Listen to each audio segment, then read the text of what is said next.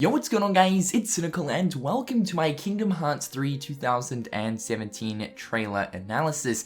Today for you guys, we're going to be taking a in-depth look at the brand new trailer for Kingdom Hearts 3 that we got a couple of days ago. We're going to be going through absolutely everything there is to go through. There's a lot of juicy new content jam-packed into this trailer, so we've got a lot to get through. This is going to be kind of a longish video, so without further ado, let's jump into it. So in this very first scene here, we see something pretty damn crazy, even to the standards of Kingdom Hearts. We see Sora literally skydiving into the city of Olympus up in the clouds. Guys, this was the perfect way to start off the trailer and to, of course, build some hype. So, of course, we've never ever seen some sort of a scenario like this within any of the Kingdom Hearts games before, and I think it's just stuff like this with them introducing it into Kingdom Hearts 3 that really builds the hype and excitement for the game. There's literally so many new mechanics within Kingdom Hearts 3. It is crazy. Now, as you guys can clearly see in this shot right here, we can see Sora clearly wearing his Kingdom Hearts 3 attire opposed to his Kingdom Hearts 2 attire. Now, of course, what we do know is at the end of 0.2 Birth by Sleep, we see Sora, Donald, and Goofy departing to make their way to the Olympus Coliseum in order to train with Hercules. Now, during this point in time, Sora is still wearing his Kingdom Hearts 2 outfit. So that pretty much sends us the message that for a decent portion of the Olympus Coliseum world, we'll still be wearing the traditional Kingdom Hearts 2 outfit along with Sora's Kingdom Hearts 2 haircut as well, because in case you guys didn't know, when Sora is wearing his brand new outfit, he's actually got shorter hair. Now, of course, we've actually seen a lot of different gameplay scenes of Sora wearing his Kingdom Hearts 2 outfit while he is in Olympus Coliseum, and all of these scenes seem to be him wearing the outfit while he is making his way around Mount Olympus. We've even seen scenes of Sora trekking up Mount Olympus in this trailer as well, while still wearing that Kingdom Hearts 2 outfit. So this pretty much sends me the message that the Mount Olympus area of the Olympus Coliseum world will probably be the early game area, and then of course later on in the game when Sora's got his new outfit and his new haircut, we'll probably end up returning and we'll visit the areas like Thebes as well as Olympus itself. So returning back to the scene, this shot right here gives us a really nice overview of the Olympus area of the Olympus Coliseum world. Now, clearly this is a city. It is Olympus, which is literally a city positioned up in the sky in amongst the clouds. It's where gods like Zeus hang out. Now, this shot right here is a shot that you guys might have missed because the intro to the skydiving scene happens so damn fast, but this gives us a really high overview of the whole city.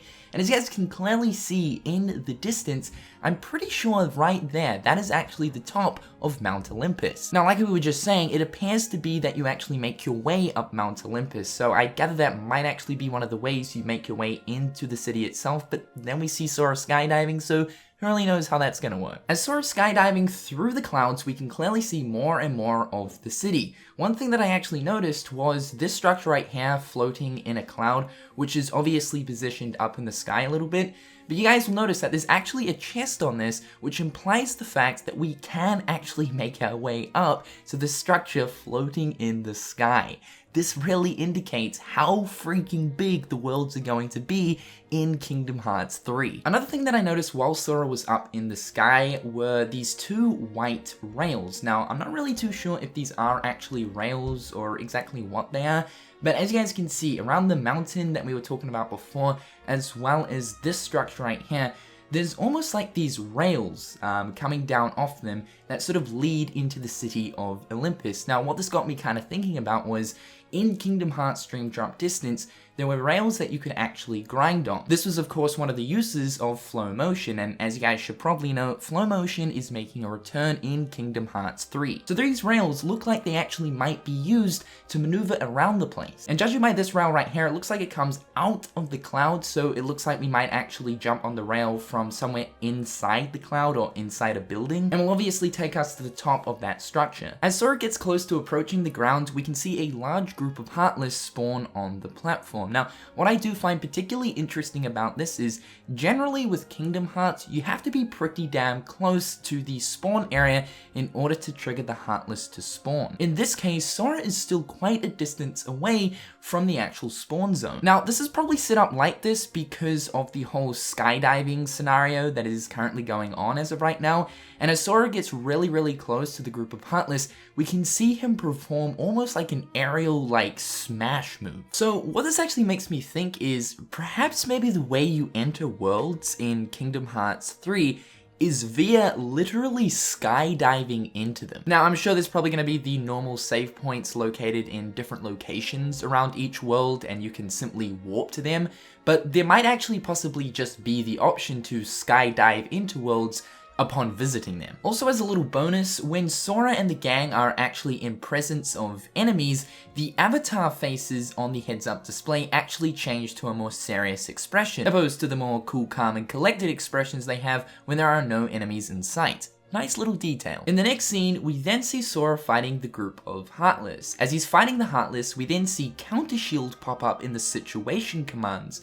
Now, Counter Shield is actually guard form, but I would say Counter Shield is the official name for guard form. And as you guys should probably know, this form was actually shown to us last year within a screenshot. Now, the way drive forms work within Kingdom Hearts 3 is similar to that of style changes within Kingdom Hearts Birth by Sleep. Drive forms are now included in the way that the situation commands work. Now, obviously, situation commands were introduced in 0.2 Birth by Sleep, and these are special abilities or commands that you can activate after doing specific different moves or using specific magic while in combat. Now, in terms of the requirements in order to trigger Counter Shield, who exactly knows? However, what I do believe is necessary is Sora might actually have to be equipped with the Olympus Coliseum Keyblade. Obviously, in this scene, Sora is actually using the Olympus Coliseum Keyblade before he actually activates Counter Shield. And of course, we obviously know that that Keyblade transforms into that shield. So for certain drive forms, it leads me to believe that you might actually need to be equipped with certain Keyblades. The other interesting thing is, as well, we also see Sora diving with the Kingdom Key,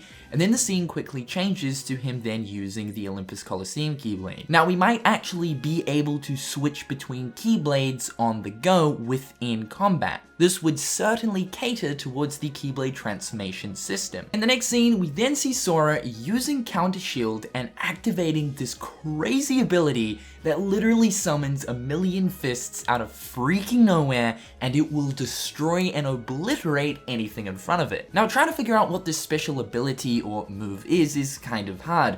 What we do have on the screen to kind of point towards what this could possibly be is Finish, which is obviously the option in the situation commands to, of course, if you want to, perform the finishing move. And instead of attack on the command menu, before the ability gets activated, we can clearly see Counter Slash there. Now, I'm pretty damn positive that this move is actually not the finish move that is in the situation commands for this drive form. Rather, I think it's actually Counter Slash. The reason why I say this is the bar that is underneath Finish is still decreasing as Sora is using this special move. And also, just in case you guys don't know, that bar pretty much indicates how much time you have left before the option to use the finishing ability disappears. And also in the next scene, the Finish bar is there just with a lot less time remaining. However, though, Focus might also be used in order to activate the special attack as well. You guys will probably notice once Sora actually activates Counter Shield, there is actually a split then to a completely different scene. And in the second split, you guys will notice that the focus bar has actually decreased. It's about half full just before he activates this ability. So perhaps maybe they triggered something off screen in order to activate that special ability, and perhaps maybe it depletes a certain amount of the focus gauge. Moving along, we then see Sora continuing to use Counter Shield, and in this scene specifically, we get to see one of the combos that can actually be performed while using Counter Shield. Now, you kind of think that Counter Shield would be a defensive drive form, just due to the fact that it uses a shield as a weapon, and it kind of is in a way, and we'll get into that a little bit later on, but by just looking at this combo alone, and it looks to be that it's actually a pretty damn good form for offense as well. And of course, you know that fist ability right there? I mean, that's badass, dude. That looks like it's gonna do some fucking damage. In the next scene, Sora is continuing to use Counter Shield. However though, in this moment, Sora decides to use Shotlock. Now, of course, Shotlock was something that was introduced in Birth by Sleep and is returning for Kingdom Hearts 3. We actually got a taste test of the sort of next generation Shotlock within 0.2, and it works pretty damn good. So this is the first time that Sora will be able to utilize the Shotlock system. Now what's really cool about this is it appears to be that Shotlock will work differently depending on what drive form you're in or what Keyblade transformation you're using. So obviously, because of the fact that Sora is in the Counter Shield drive form, it means that his Shotlock ability will correspond to that form. Now the Shotlock for Counter Shield is actually pretty damn whack. What Sora does is he summons a ball of energy, or like a mini sun or something, and that pretty much sits on top of his shield, while all of these sparks of like electricity or something or other is getting flung towards the enemies. Now the range on the Shotlock itself doesn't really look too good, so I would say that this would probably be best suited if you're surrounded by a large group of enemies. And just like usual, about half of the focus gauge depletes when you use a Shotlock. The other interesting thing about the scene as well is the Shotlock command menu. So we can see it down the bottom left, and we have two options. One is Unleash and the other one is Flow Chain. Now I would say the Unleash option would be the standard activating the normal Shotlock that corresponds to whatever drive form or Keyblade transformation you're using. But in terms of Flow Chain, I'm pretty sure we've seen that before. If we turn the pages back to the Jump Festa 2015 Kingdom Hearts 3 trailer, we see a scene of Sora using Shotlock, but a different type of Shotlock. One where you would lock onto the enemies and jump between them, dealing damage. And I'm pretty sure that right there is Flow Chain. In the next scene, we can now see Sora in a different location of Olympus, and in actual fact, this is actually the location we saw within the two screenshots of the drive forms we got last year. Now, this part of the trailer is probably my favorite, just due to what it reveals to us, and that is a brand new drive form known as Second Form. Second Form is kind of like Kingdom Hearts 3's equivalent to Kingdom Hearts 2's Limit Form, and as you guys should probably know, Limit Form was a drive form that utilized the different special abilities and combos found in Kingdom Hearts 1 Final Mix. So Second Form is actually very similar. First things first, it actually changes the coloration of Sora's outfit to match the colors that are present on Sora's Kingdom Hearts 2 outfit. Now in terms of what this drive form actually does, it utilizes the abilities found in both Kingdom Hearts 1 and 2, rather than just Kingdom Hearts 2, which essentially means that this drive form is going to be extremely powerful. You guys will also notice that this drive form utilizes the Kingdom Key, but I'm not really too sure if you can use a different Keyblade with this drive form.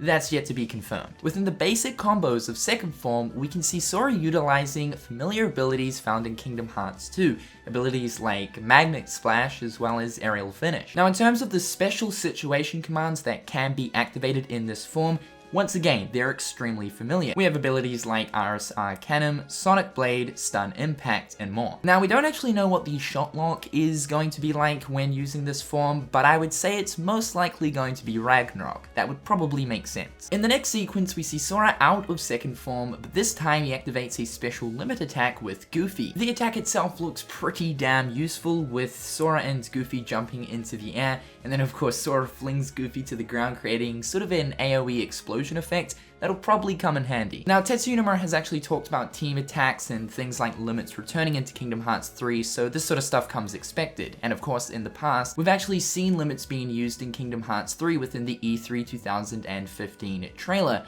where Sora, Donald, and Goofy all team up to charge a group of Heartless. Now, in terms of what resource is actually used to trigger limits, that is the question. As you guys can see, once Sora has actually used this limit, both the MP as well as the focus gauge remain full. Now, limits in this game might actually work similar to that of situation commands. However though, if we take a look at the command menu, you guys will probably notice that it's laid out differently compared to, say, Kingdom Hearts 2. In Kingdom Hearts 2, we had the standard attack, magic items, but the very last option was drive. Obviously, in this game, there is no drive option, but rather link. I would say that it's very possible that the link option is now the brand new limit option, but remember, I might not be correct on that. This would probably make sense though, as you would scroll down to the bottom, select link, and then you'd have multiple different options linking up with certain party members, or even teaming up with multiple party members to perform some pretty crazy attacks. Now, there's actually a little hint in the trailer that actually gives us some evidence towards when you can actually activate these new limits. Shortly before Sora and Goofy activate their limit attack,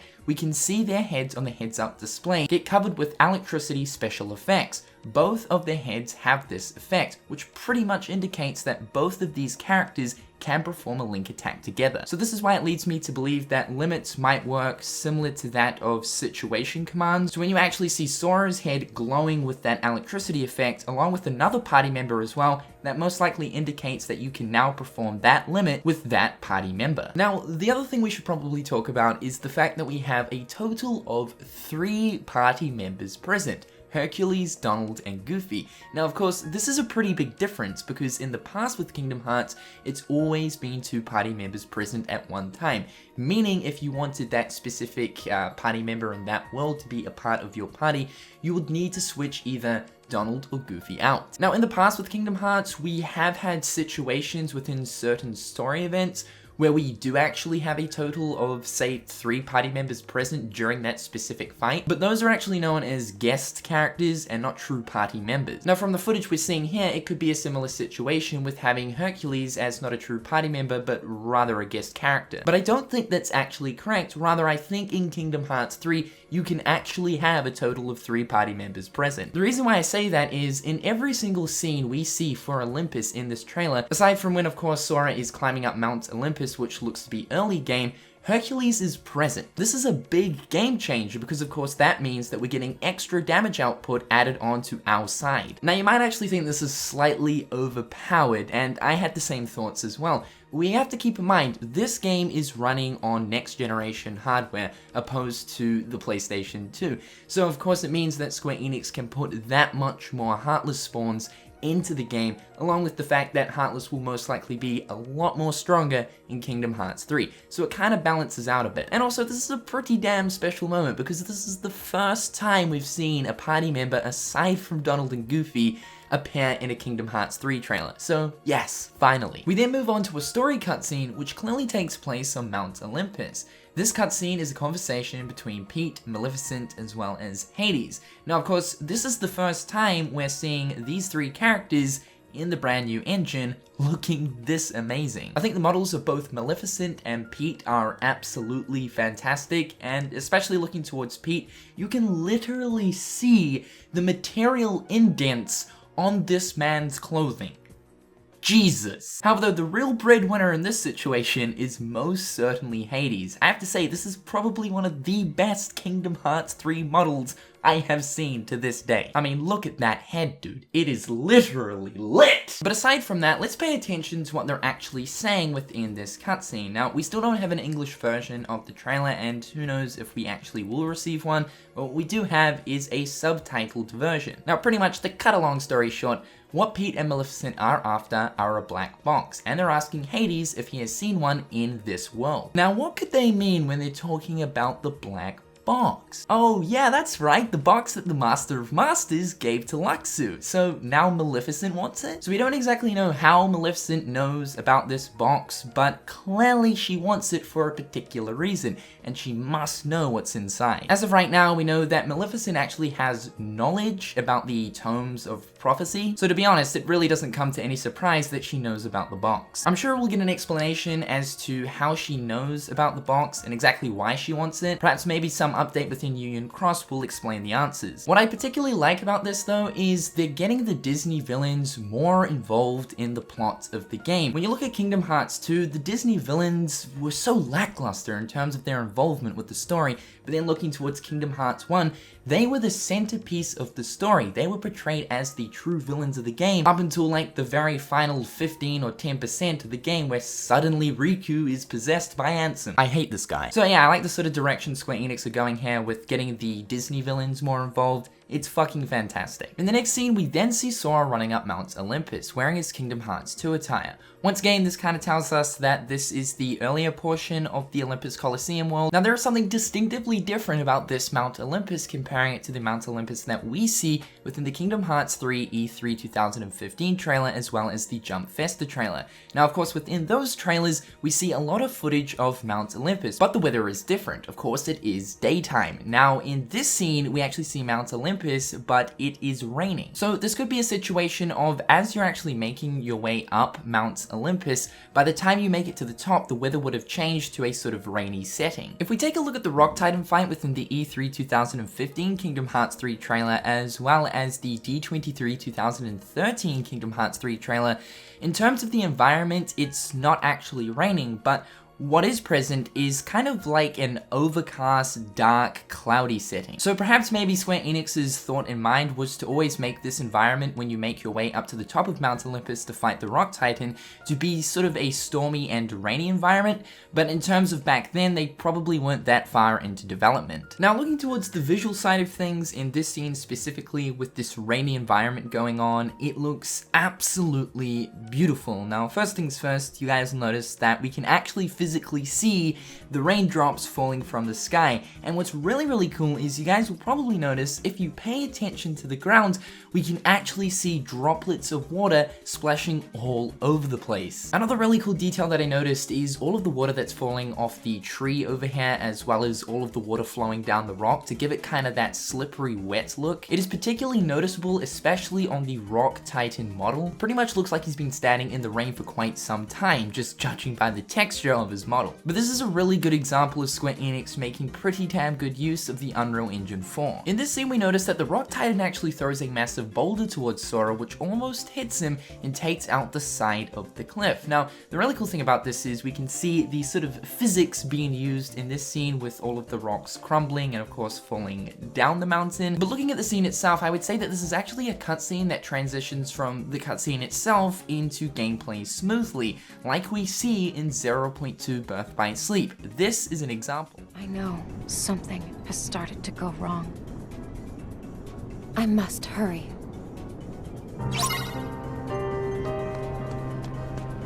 Yep. This method of smoothly transitioning from cutscene into gameplay is actually quite frequently used in 0.2, so we can probably expect to see it in Kingdom Hearts 3. In the next scene, Sora remains in the higher portion of Mount Olympus, and most likely this area that we see right here is probably positioned before we encounter the Rock Titan. Now, in this scene, Sora is seen using a bunch of different magic against a group of Heartless, and we'll also notice the fact that situation commands are popping up above the command menu. Now, for the most part, everything in the scene seems to be going pretty normal. Sora's just simply using magic against the Heartless, and there's nothing really to point out here, but we should take a look at those situation commands. You guys will probably notice that instead of having Blizzard-Ja as well as Fire-Ja, now we actually have Blizzard-Za as well as Fire-Za. Now, in Kingdom Hearts 0.2 Birth by Sleep, when you would use a specific magic enough in a combat situation, eventually the 4th magic tier level of that specific magic would trigger to be activated within the situation command. Now, the 4th magic tier level is known as Ja, J-A, and this is commonly found in Final Fantasy, as of course the Kingdom Hearts series uses the same magic naming as the Final Fantasy series does. So what's the difference between J-A and Z-A? Well,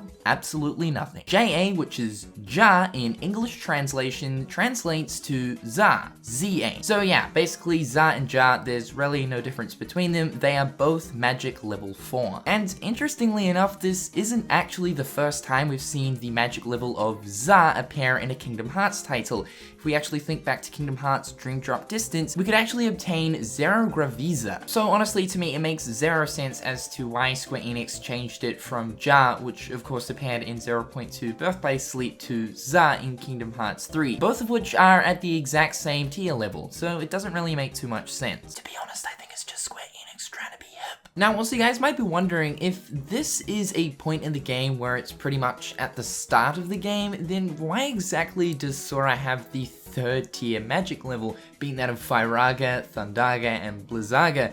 Well, that's actually a good question, because Nomura actually stated the fact that in Kingdom Hearts 3, you won't actually start off the game with the Gar spells like you did in 0.2. Rather, what I believe is going on here is the fact that Square Enix most likely just gave Sora the Gar spells for the purpose of the trailer to show off the new pretty effects. In the next scene, we can then see Sora in a building fighting a group of Heartless. It appears to be that this building is in Olympus itself, as we can actually see the clouds from one of the corridors in a later scene. Now, within this scene, there are two things specifically that we should probably talk about. One thing is this brand new Heartless right here, which is one that we have never seen before. This Heartless almost looks like a souped up version of the Green Requiem that we come across quite frequently throughout the Kingdom Hearts series. Now, a similar looking Heartless to this has actually been seen in one of the previous Kingdom Hearts 3 trailers, and that is in the Jump Festa 2015 trailer.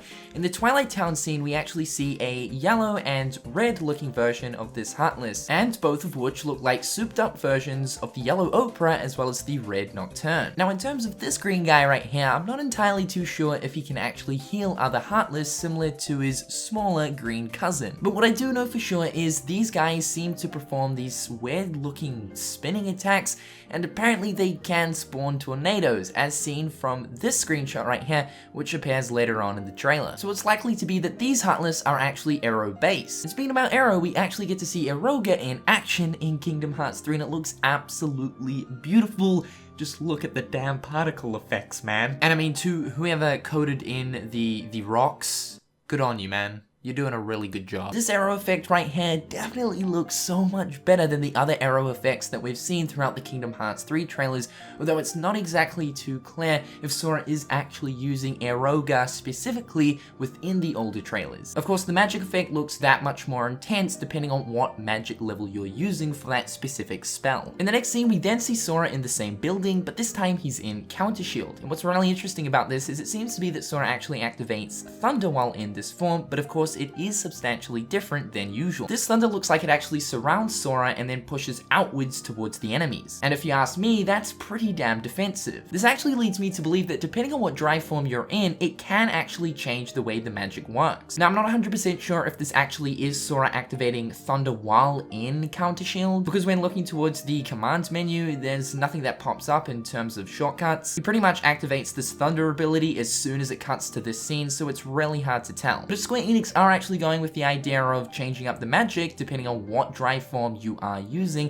then I think that's pretty cool. It means that all the spells you would use in Counter Shield will work in a sort of defensive way. Moving along, Sora then activates Second Form, and this gives us a really nice close-up view of the actual drive form transformation animation. It seems to be that when you activate a drive form, the camera zooms up on Sora and his whole entire body gets covered in particles. We see this smashing glass effect, kind of similar to that of Kingdom Hearts 2, and then he's in that drive form. However though, depending on what drive form you're using in Kingdom Hearts 3, it seems to be that the transformation animation is actually different. Obviously, when Sora transforms into Counter Shield, the animation is different to when he transforms into Second Form, but this makes sense considering the fact that Counter Shield uses a Keyblade transformation. The rest of the scene shows us Sora using abilities like Sonic Blade, Stun Impact, and what looks to be Aris Arcanum. Also, it should be noted that when you're using the special abilities, or more so the situation commands while in Second Form, the Second Form logo changes from blue to an orangey yellow color. We then see Sora using flow motion to grind on what looks to be a water canal system that actually goes through this building. We can actually see the same water canal system in the previous scene, so it looks like you can actually maneuver through this building fairly fast by simply just grinding on the water trails. In the next scene, we then see Sora going up against the Rock Titan, and of course, this moment is probably very familiar to a lot of you guys, as we saw this in the E3 2015 Kingdom Hearts 3 trailer,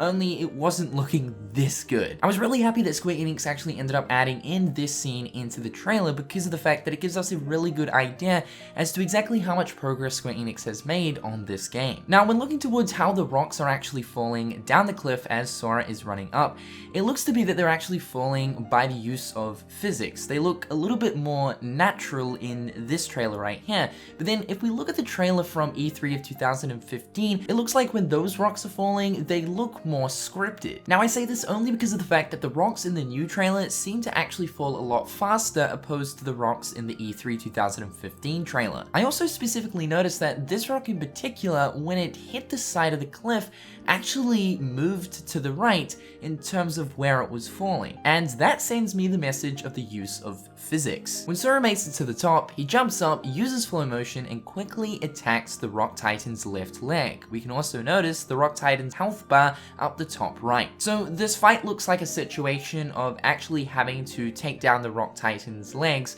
in order to get to his face to do extra damage. Kinda similar to the way that the Rock Titan would work in Kingdom Hearts 1. However though, this fight looks like he'll be constantly jumping off the cliff, running up the wall, and rinsing and repeating, slowly taking down the Rock Titan's health, because of the fact that it looks like the Rock Titan actually performs some sort of a stomping, crushing move, which actually looks like it knocks Sora off the cliff, which means he'll have to run back up to reach the Rock Titan again.